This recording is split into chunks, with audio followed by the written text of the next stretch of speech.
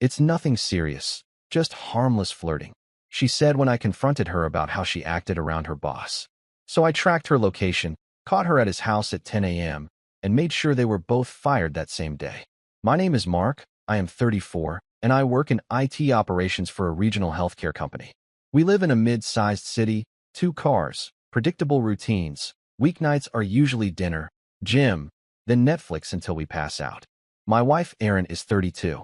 We have been together 7 years, married for 4, and we share a mortgage and a very boring shared calendar that used to make me feel safe. She works in account management at a logistics firm, the kind of job where she is always on her phone and always annoyed about it. Erin has always had a sharp edge. Not cute sarcasm, more like she talks to people the way you talk to a malfunctioning printer. I got used to it because most of the time the attitude was aimed at the world, not at me. Lately it has been landing on me. This started with her boss, Ryan. I met him once at a company happy hour last summer. He was early 40s, loud, confident, the guy who calls everyone buddy and somehow makes it sound like an evaluation. Erin spent that entire night orbiting him like he was the sun, laughing too hard, touching his arm when she made a point, looking at him instead of me when I spoke. I clocked it, but I did not want to be the jealous husband doing a post-game analysis of body language in a brewery. Then it became a pattern. She would come home and talk about Ryan the way people talk about a TV show they are obsessed with. Ryan said this. Ryan thinks that. Ryan needs me for this client. If I asked a normal question like "What time are you home tomorrow?" she would sigh like I was interrupting her real life. 2 weeks ago, I picked her up for lunch, something we used to do when we first got married. She walked out of her office building already smiling at her phone. When she got in the car, she did not kiss me hello. She just said, "Drive. I have a call in 10. During lunch, she kept glancing past me at the door like she was expecting someone. I finally asked if something was going on, not accusing, just direct. She rolled her eyes and told me I was being weird. Then she added the line that has been replaying in my head ever since. "It is nothing serious, just harmless flirting." She said it like she was granting me a favor by being honest. Like the correct response was gratitude. That night, I lay awake, doing something I hate, building a case in my own mind. I did not want to be right. I just wanted to stop feeling like a stranger in my own house. The next morning, she left in a rush, perfume stronger than usual, and she forgot her laptop bag by the door. I stared at it for a long time before I touched it. I did not open her work laptop. I am not trying to get arrested or fired over this. But the outside of the bag told its own story. A small gift bag tucked in the side pocket, tissue paper sticking out. It had one of those boutique logos that screams expensive, not something you grab on the way to a client site. When Erin got home that night, I asked about the bag like it was casual. She looked at it, then at me, and her face did this flat annoyed thing that has become her default. She said it was for a coworker birthday. No name, no details, just that tone like I was a hall monitor. I said okay, then asked why she forgot her laptop if she had a big day. She snapped that she had not forgotten anything important and that I needed to stop interrogating her. The word interrogating was deliberate. It put me in the role of the unreasonable one. I backed off, but I watched.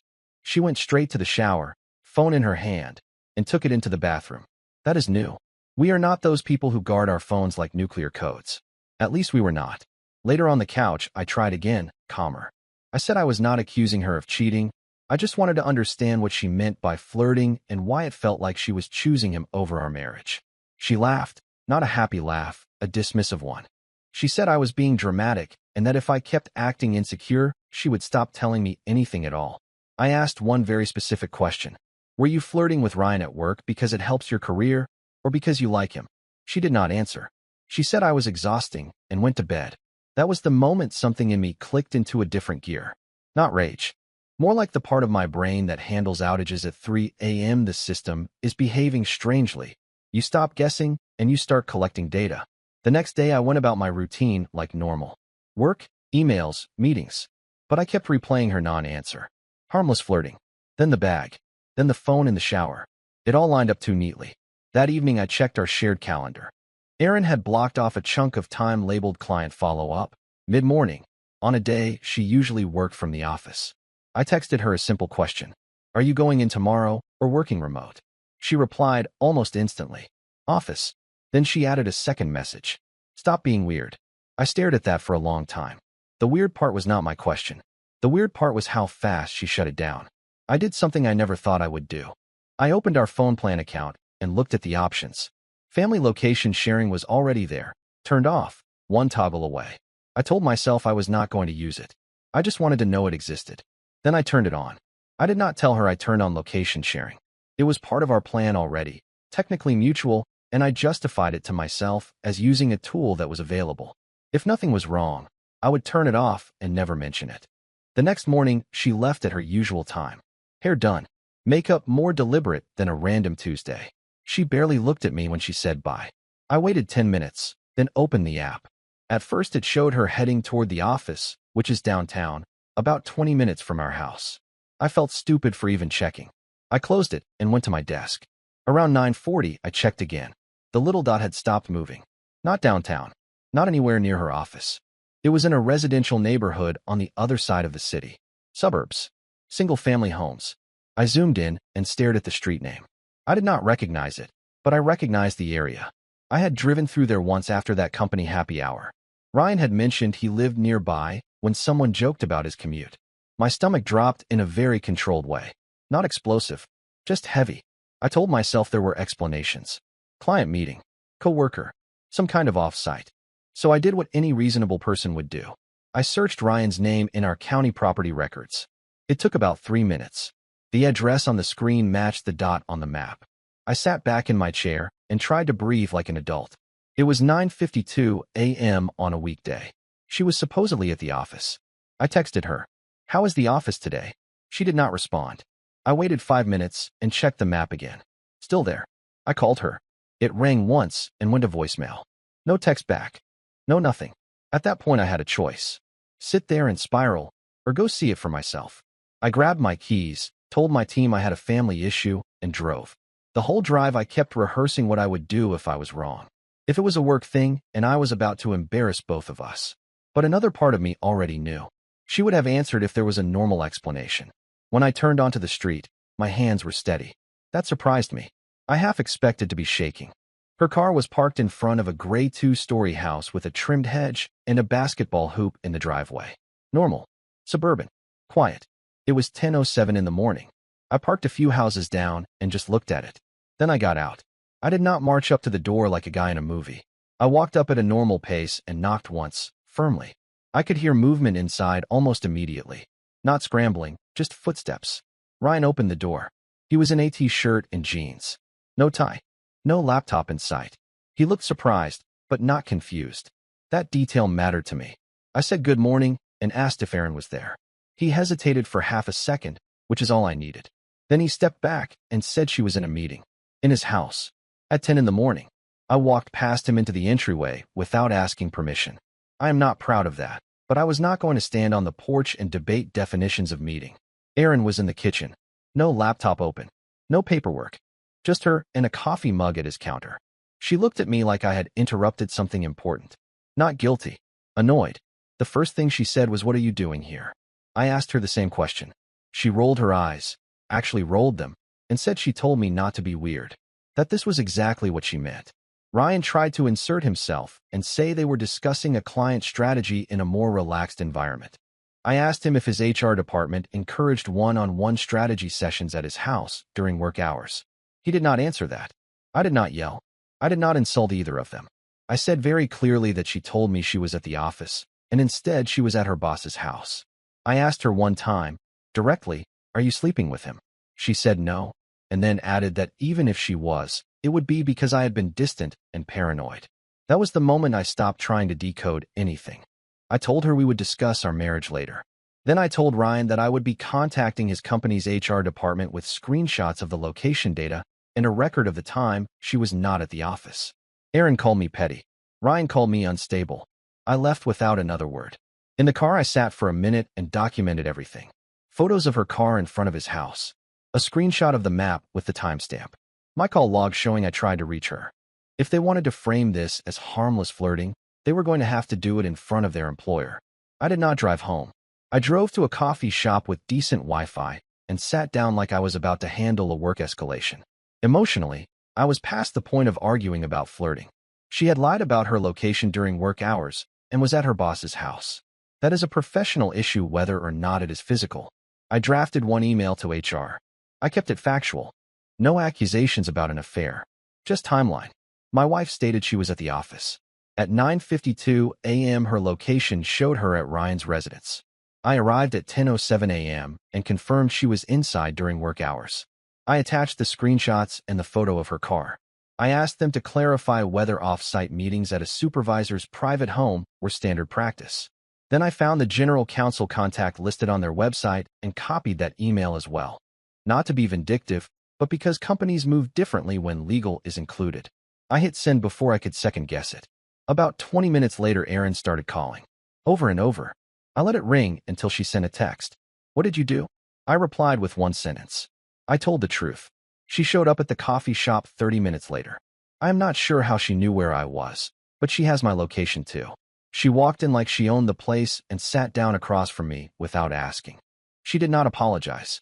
She said I had just ruined her career over nothing, that adults are allowed to have private meetings, that I embarrassed her by storming into his house.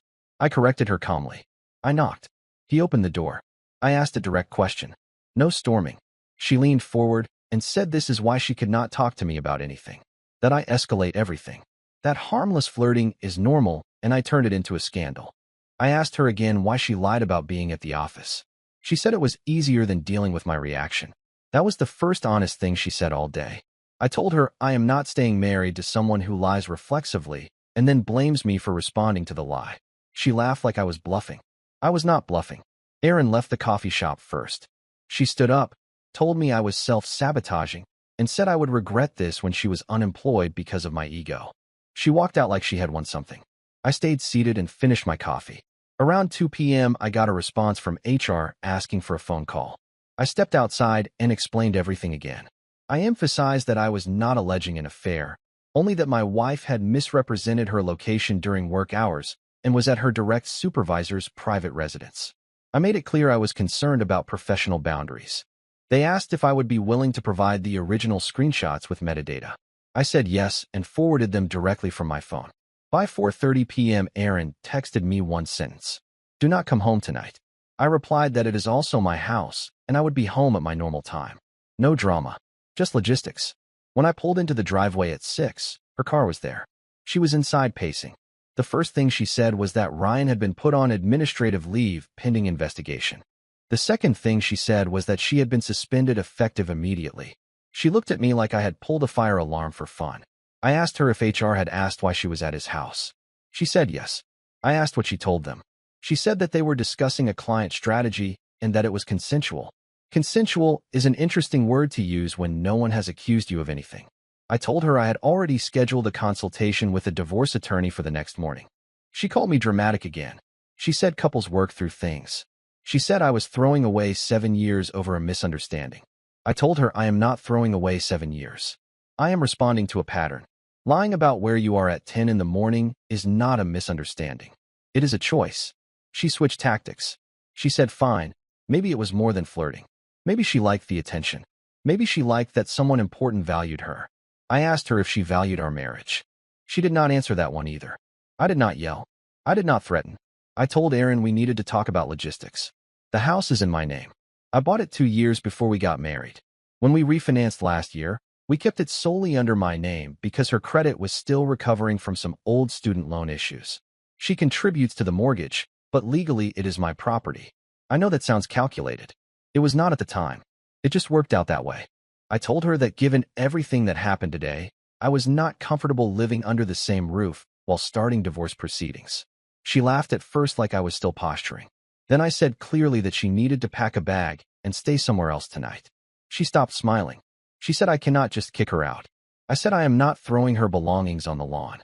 I am asking her to give us space in a house that I legally own while we sort out the next steps. I told her she could stay with her sister or a friend.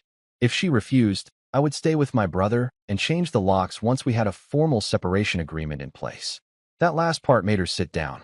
She tried one more angle. She said if I loved her at all, I would not humiliate her by forcing her out after she had just been suspended. I told her this was not about humiliation. It was about boundaries. You lied about your location, went to your boss's house during work hours, and blamed me for reacting. I am not sharing a bed tonight. She accused me of overreacting again. I did not argue. I repeated the plan. Pack a bag. Take what you need for a week. We will discuss division of property with attorneys. I am not blocking you from your things. I am establishing physical separation. There is a difference. She went upstairs and started packing loudly. Drawers slamming. Closet doors hitting the frame. I stayed in the kitchen and emailed the divorce attorney confirming our morning appointment. When she came back down with a suitcase, she looked less angry and more stunned. She said, "You really are doing this?" I said yes. She stood there for a few seconds like she expected me to fold. I did not. She left at 8:17 p.m. I locked the door behind her, and for the first time all day, the house was quiet. Before I even left the driveway after she drove off, I blocked her number. Not out of spite. Out of containment. I knew exactly how the next 24 hours would go if I did not. Long texts. Emotional swings. Accusations. Attempts to reframe what happened. I did not need a live feed of her panic to make a clear decision. So I blocked her on my phone. Then I blocked her on social media. Then I disabled location sharing on my end. Clean lines. When I walked back into the house, it was quiet in a way that felt intentional. I did not pace. I did not pour a drink. I sat at the kitchen table and wrote down the timeline of the day while it was fresh. Times. Screenshots taken. Emails sent. Her exact phrasing when she admitted it might have been more than flirting. If this was going to turn into a legal process, I wanted my memory documented before emotion distorted it. About an hour later, I checked my email. 3 messages from her already. The first was angry. The second defensive. The third softer. She said I was spiraling and that blocking her was childish. She said adults communicate. She said I was proving her point about me being controlling. I did not respond. Blocking her phone meant she had to choose effort to reach me. Email is deliberate. It slows people down. It also creates a record. The next morning I met with the divorce attorney. I brought the documentation and explained that I had asked her to leave and that she left voluntarily. I also explained that I had blocked her to prevent harassment or emotional escalation. He said that was reasonable given the circumstances and advised keeping communication in writing only. When I got back to the house, there was another email from Erin. HR had placed Ryan on administrative leave pending investigation. She said the office was in chaos. She said I had embarrassed her in front of leadership. She said people were asking questions. I noticed something important. Not once did she say she was sorry. I replied with one sentence. Contact me only about logistical matters regarding separation. All other communication should go through counsel. Then I blocked her email too and created a new one strictly for legal correspondence. Silence is not cruelty. Sometimes it is just a boundary. 2 days passed without direct contact. I expected some kind of escalation. Showing up at the house. Calling from a different number. Getting a friend to reach out. None of that happened. Instead, on the 3rd morning, I received an email from her personal account with a subject line that just said update. Her employment had been terminated. The company concluded that even if there was no confirmed physical relationship, meeting privately at her supervisor's home during work hours constituted a violation of policy and created a liability issue. Ryan was already gone. She was now gone too. The email was long. Not angry this time. Measured. She said she never intended for it to go that far. That she liked the attention. That it made her feel powerful to have her boss invested in her. She admitted that the flirting was not harmless. She admitted she lied because she knew how it looked. She still stopped short of admitting a physical affair. What stood out to me was timing. The admissions only arrived after consequences became real. Not when I confronted her at the house. Not when I asked directly in the kitchen. Only after termination. I forwarded the email to my attorney without commentary. That afternoon, she showed up at the house anyway. I saw her car through the front window before she knocked. I did not open the door immediately. I stepped outside instead and closed it behind me so she could not walk in. She looked different. Less polished. No makeup. No sharp tone. She said she just wanted to talk face to face. That blocking her made everything feel extreme. That we could still fix this. I told her calmly that the only topic I was willing to discuss was the logistics of separating assets and retrieving her belongings with prior notice. Nothing else. She asked if I really believed she would throw away our marriage for attention. I said it does not matter what I believe. What matters is what you chose. She tried to step closer. I stepped back. I told her that from this point forward, communication goes through attorneys. If she needed to schedule a time to collect larger items, she could coordinate formally. She stared at me for a long time, like she was waiting for the old version of me to reappear. He did not. The divorce process moved faster than I expected. The negotiations focused mostly on financial reconciliation. Her attorney initially argued for temporary spousal support given her sudden unemployment. My attorney countered with the documented timeline and the policy violations that led to her termination. In our state, fault does not always change asset division, but it influences leverage. I did not try to punish her financially. I proposed a clean split of joint savings and a reasonable reimbursement for her documented contributions to the mortgage principal during the marriage. No dragging it out. No emotional bargaining. She agreed within a week. The only time she tried to reopen anything was over the narrative. She wanted language in the separation agreement that described the employment termination as mutual restructuring. I declined. Legal documents are not reputation management tools. The day she came to retrieve the rest of her belongings, she brought her sister. I had already boxed everything neatly and staged it in the garage. No confrontation. No small talk. At one point she looked at the house and said she never thought it would end like this. I told her neither did I, but endings usually follow patterns that start small. She asked one last time if there was any version of this where we could try counseling. I answered honestly. Counseling works when both people agree on reality. We never did. She nodded, not angrily this time, just tired. When she drove away with the last of her things, I felt something simple. Not victory, not revenge, just stability. People keep asking if I regret escalating it to her company. I do not see it as escalation. I see it as refusing to participate in a lie. She said it was harmless flirting. It cost 2 careers and a marriage. That is not harmless. What ended us was not one morning at 10 a.m. It was the decision to look me in the eye and call it nothing.